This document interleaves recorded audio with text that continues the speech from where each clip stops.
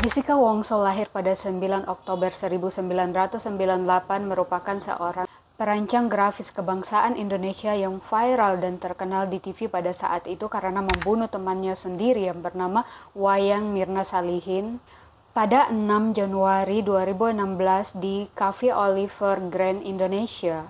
Jessica telah didakwa melakukan pembunuhan berencana. Dia dikenakan pasal 340 KHUP tentang pembunuhan berencana dengan hukuman maksimal 20 tahun penjara. Wayan Mirna Salihin atau perempuan yang biasa disapa Mirna ini merupakan sahabat dari si Jessica. Mereka sama-sama berkuliah di Australia. Mirna tewas akibat meminum kopi yang sudah dicampur dengan sianida oleh Jessica, sahabatnya sendiri. Hingga saat itu kasus ini viral dengan tren kopi sianida. Isunya di tahun 2015, Mirna mengetahui masalah antara Jessica dan pacarnya dan pada saat itu Mirna tidak begitu menyetujui hubungan antara Jessica dan pacarnya ini setelah mendengar berbagai cerita dari si Jessica ini sendiri.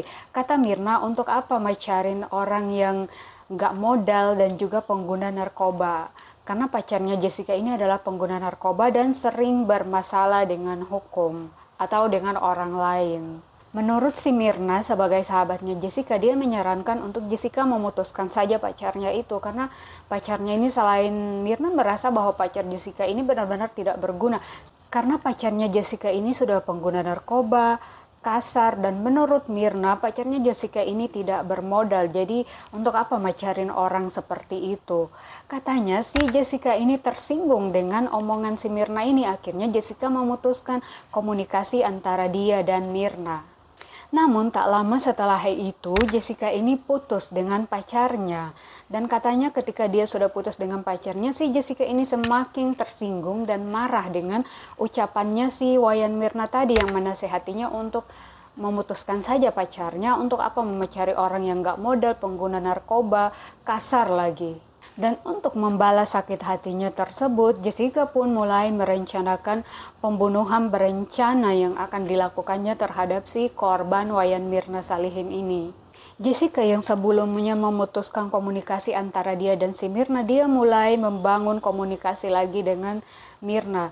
Jessica mulai me-WhatsApp Mirna pada tanggal 5 Desember 2015. Namun hal itu tidak langsung direspon oleh si Mirna. Walaupun Mirna tidak merespon WhatsApp dari Jessica, namun Jessica pantang menyerah ya. Dia terus berusaha menghubungi si Wayan Mirna ini. Akhirnya Jessica pun memutuskan untuk kembali ke Indonesia. Jessica tiba di Indonesia pada tanggal 6 Desember 2016. Dan keesokan harinya pada tanggal 7 Jessica mencoba kembali lagi me-WhatsApp Mirna. Dia mengirim pesan WhatsApp kepada Mirna memberitahukan bahwa dirinya sudah ada di Jakarta. Dan dia ingin bertemu dengan Mirna. Dan akhirnya dia pun berhasil karena pesannya direspon oleh si Wayan Mirna ini dan mereka pun janjian untuk ketemuan. Namun di pertemuan pertama itu si Mirna ini mengajak suaminya Arif. Jadi mereka ketemunya bertiga, Jessica, Mirna, dan suaminya. Mereka ketemu di salah satu restoran di Jakarta Utara. Setelah pertemuan tersebut, Jessica pun memanfaatkan momen itu. Dia sering berkomunikasi dengan Mirna melalui WhatsApp. Bahkan Jessica meminta kepada Mirna untuk membuat satu grup WhatsApp untuk mereka ya, mereka yang bersahabat waktu masih kuliah di Australia.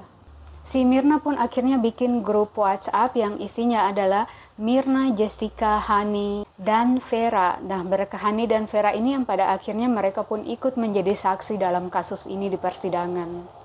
Setelah grup itu dibentuk, akhirnya Jessica pun mulai mengajak mereka untuk ayo kita ketemuan yuk. Jadi Jessica yang berinisiatif duluan untuk mengajak mereka untuk bertemu di Cafe Oliver. Setelah terbentuknya grup WhatsApp itu, Jessica pun berinisiatif untuk mengajak mereka ketemuan. Dan kali ini adalah dia, Hani, Vera, tanpa suaminya Mirna ya. Pada saat itu suaminya Mirna hanya mengantar Mirna sampai di tempat tujuan saja, namun dia tidak ikut nongkrong di tempat tersebut. Ajakan Jessica pun direspon dengan baik oleh teman-temannya. Akhirnya mereka janjian ketemu pada tanggal 6 Januari 2016 di salah satu kafe di Grand Indonesia pada pukul 18.30 waktu Indonesia Barat. Kemudian pada hari H janjian di mana mereka ketemu, si Jessica ini memutuskan untuk datang duluan ke Cafe Oliver. Dengan alasan Jessica hendak ingin membooking tempat. Jadi teman-temannya datang ya udah tinggal masuk aja karena dia mau mempersiapkan segalanya. Dan melalui WhatsApp tersebut, di situ Myrna mengatakan bahwa dia sangat menyukai kopi Vietnam yang ada di Cafe Oliver tersebut. Nah, karena si Myrna ini bilang dia sangat menyukai kopi Vietnam, Jessica pun berinisiatif untuk memesankan kopi Vietnam untuk Wayan Myrna. Nah, setelah komunikasi melalui WhatsApp bahwa Jessica akan pergi ke kafe tersebut duluan, dan di situ Myrna mengatakan bahwa dia sangat menyukai kopi Vietnam yang ada di kafe tersebut. Karena pernyataan Myrna yang demikian, Jessica pun berinisiatif memesankan kopi Vietnam untuk Myrna dan koktail untuk mereka yang lainnya, dirinya dan teman-temannya yang lain, sedangkan Myrna dipesankan kopi Vietnam.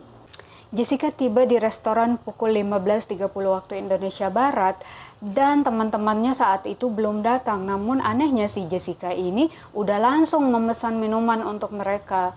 Padahal kan kalau janjian seperti itu alangkah baiknya kan semua udah ngumpul baru mesen ya. Tapi si Jessica ini udah mesen minuman duluan.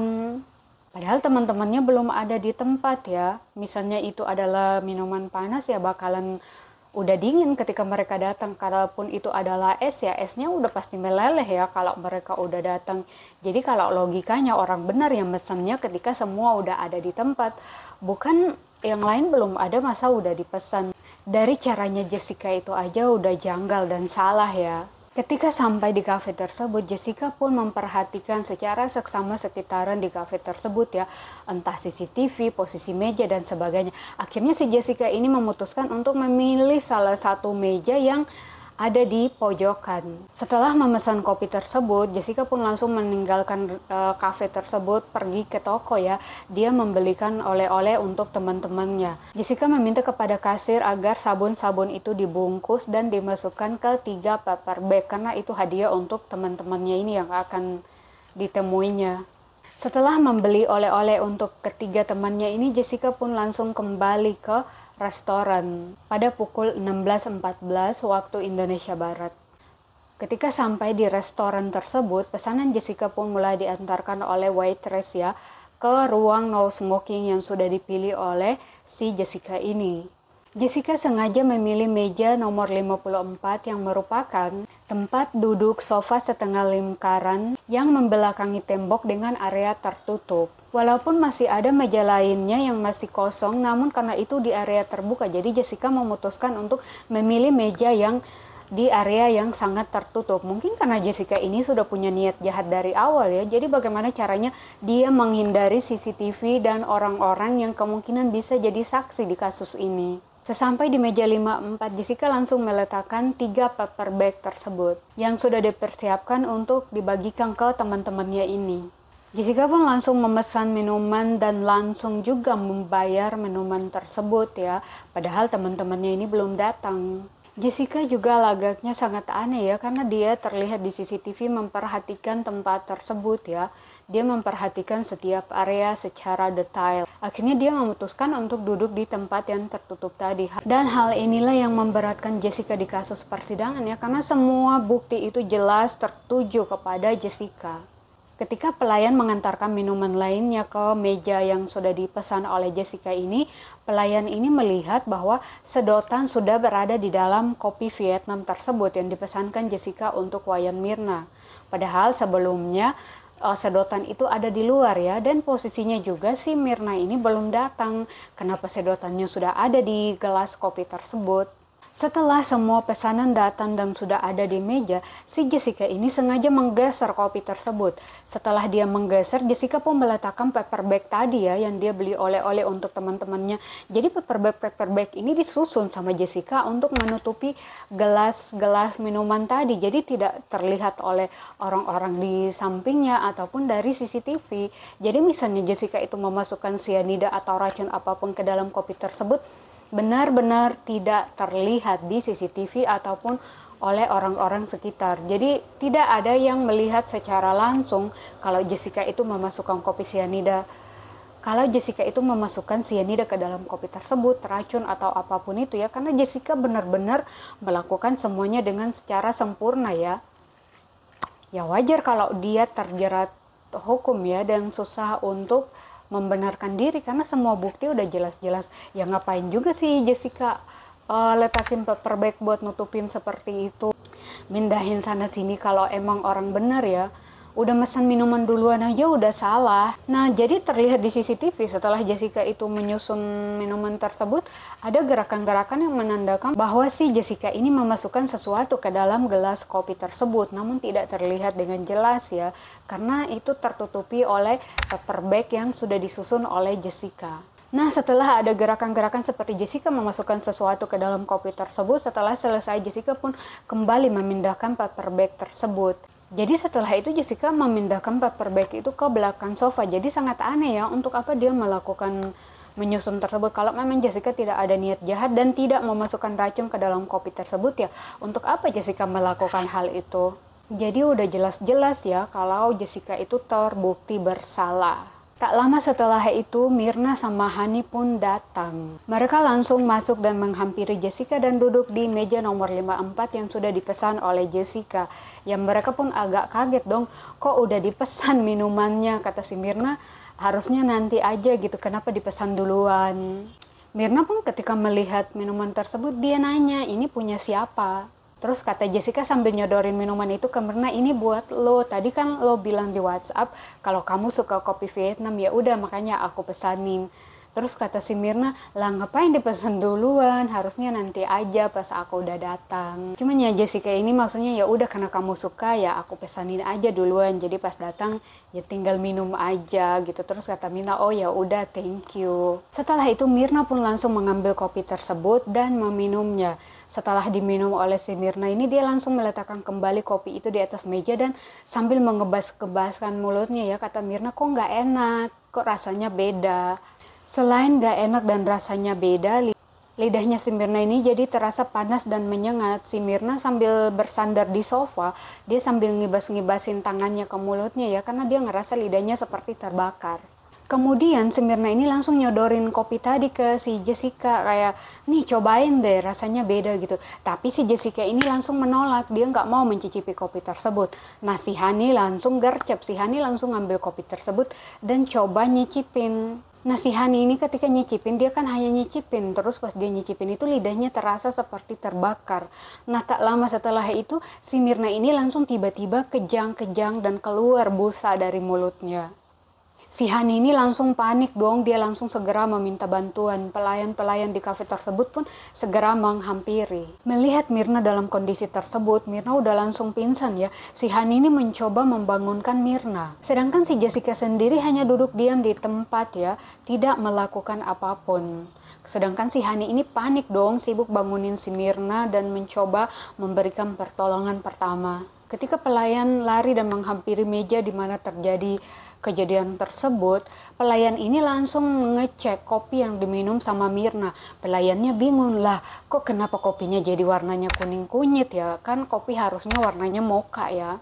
Pelayan juga bingung ngelihat warna kopi tersebut ya, wajar warna kopinya berubah karena kopinya sudah dimasukkan racun cyanida. Pelayan pun langsung mengamankan sisa kopi tersebut ya. Kemudian si Myrna pun langsung dilarikan ke klinik untuk mendapatkan pertolongan secepatnya. Ketika sesampainya di klinik, dokter pun sudah berusaha semaksimal mungkin memberikan pertolongan pertama. Tak lama setelah itu, si Myrna pun langsung dibawa suaminya ke rumah sakit.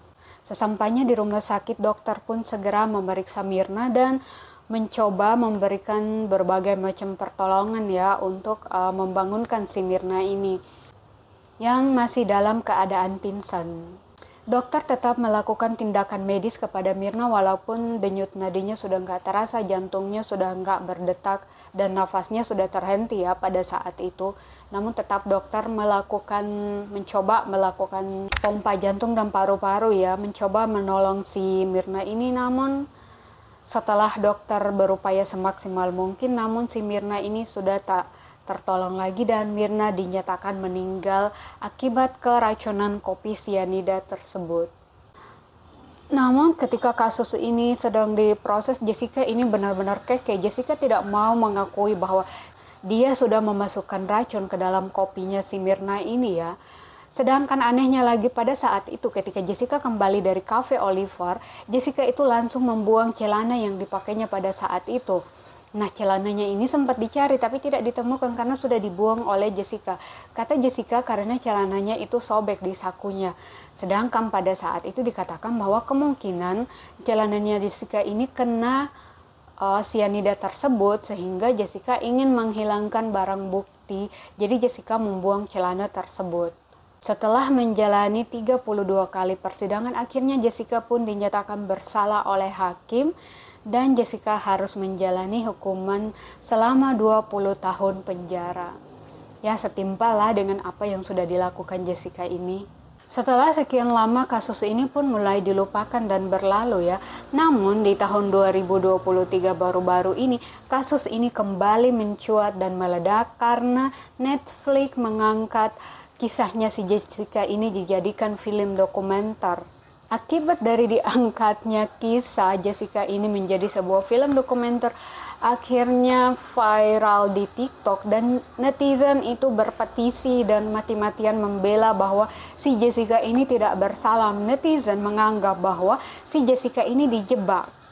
Jadi mereka merasa bahwa si Jessica ini tidak bersalah, Jessica ini dijebak. Menurut netizen, yang bunuh si Mirna ini adalah ayahnya si Wayan Mirna Salihin ini. Dia hanya mengkambing hitamkan si Jessica aja. Iya sih, bapaknya bunuh anaknya sendiri, kenapa harus sekarang? Netizen beranggapan bahwa bapaknya si Wayan Mirna ini sengaja membunuh Mirna karena asuransi. Karena si Mirna ini punya asuransi ya. Jadi mereka merasa bahwa si Mirna ini sengaja dibunuh oleh bapaknya karena setelah kasus ini bapaknya juga menikahi temannya si Mirna. Jadi netizen tuh semakin beranggapan bahwa oh si bapaknya Mirna ini yang sudah bunuh Mirna bukan Jessica. Padahal jelas-jelas kasus ini tuh waktu itu sidangnya tuh panjang banget sampai 32 kali persidangan dan semua bukti itu jelas-jelas mengarah ke si Jessica.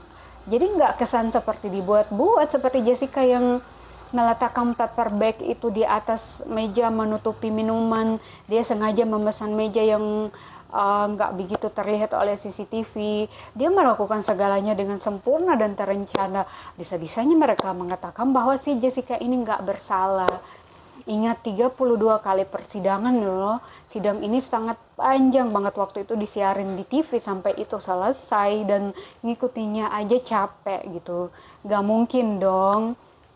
Kalau emang si Jessica ini benar ya dia pasti menang di persidangan. Tapi masalahnya semua bukti jelas-jelas mengarah ke si Jessica ini. Yang modal Jessica di persidangan hanyalah gak mengakui aja kalau dia gak bersalah. Tapi kalau emang dia nggak bersalah, untuk apa dia bertingkah aneh seperti itu, meletakkan paper bag, bahkan dia sempat-sempatnya membuang celana yang dia pakai pada hari itu. Padahal itu bisa jadi salah satu barang bukti. Jadi ya Jessica benar-benar salah secara hukum karena semua bukti itu udah mengarah ke Jessica. Karena saking viralnya gara-gara film yang diangkat oleh Netflix ini, ya udah netizen pun berpetisi sampai ngetek-ngetek Bapak Presiden Jokowi, berharap dengan Pak Presiden bisa memberi kesempatan untuk Jessica ya, bisa membebaskan, berharap agar Presiden bisa membebaskan si Jessica ini dari hukumannya atau kasusnya si Jessica ini diangkat kembali. Tapi ya itu sudah nggak mungkin ya, karena Jessica jelas-jelas sudah bersalah secara hukum. Dan bahkan Jessica sudah menjalani hukumannya ya. Film High School ini resmi tayang pada 28 September 2023. Dalam film ini mengungkapkan berbagai fakta menarik ya, hal-hal yang nggak diungkapkan di persidangan. Jadi dalam film ini dia mengambil dari sisi-sisi lain ya yang tidak dibahas di pengadilan. Hal inilah yang akhirnya memunculkan opini-opini bahwa si Jessica ini dijebak, si Jessica ini tidak bersalah. Tapi ya nyatanya memang sudah terbukti di pengadilan kalau Jessica ini bersalah. Bahkan dalam film dokumenter ini semua orang diwawancara secara langsung ya, baik bapaknya Mirna Salihin maupun Jessica sendiri juga diwawancara langsung. Jadi dia semacam menceritakan proses persidangan yang terjadi ya selama kasus ini. Setelah kasus ini digembar-gemborin sama netizen untuk berusaha membebaskan Jessica dan mereka membela Jessica bahwa Jessica ini tidak bersalah, Gak lama setelah itu akhirnya viral lagi sebuah berita yang mengatakan bahwa Jessica bakal bebas di tanggal 5 Januari 2024 karena Jessica dapat remisi dari Bapak Presiden Jokowi. Namun hal ini setelah ditelusuri ternyata ini adalah hoax ya. Jadi hal ini tidak benar. Jadi presiden sama sekali tidak memberi remisi ataupun apapun terhadap Jessica untuk bebas ya. Jadi hal ini hanyalah hoax. Berita ini benar-benar hoax. Jadi tidak benar kalau Jessica akan segera bebas. Namun dikatakan oleh pengacaranya Jessica, jika Jessica terus berkelakuan baik ya mungkin 3 atau 4 tahun ke depan Jessica bisa bebas karena berkelakuan baik. Jadi ceritanya Jessica ini selama di penjara, Jessica ini berkelakuan baik seperti taat kepada aturan, menjalani semua proses hukum dengan baik. Nah, dengan demikian kemungkinan Jessica bisa dapat remisi untuk bebas 3 atau 4 tahun ke depan. Itulah yang dikatakan oleh pengacaranya si Jessica ini. Jadi bukan Jessica akan segera bebas. Nah, itu pun belum tentu ya, bisa aja Jessica bakalan jalani hukuman penjara itu sampai 20 tahun. Atau bisa juga nanti Jessica dapat remisi ya, kita nggak tahu ya. Tapi untuk semua berita yang beredar itu adalah hoax kalau Jessica akan segera bebas. Itu benar-benar hoax. Oke, itu aja yang mau aku bahas. Jangan lupa support channel aku dengan klik like, comment, share, and subscribe. Thank you.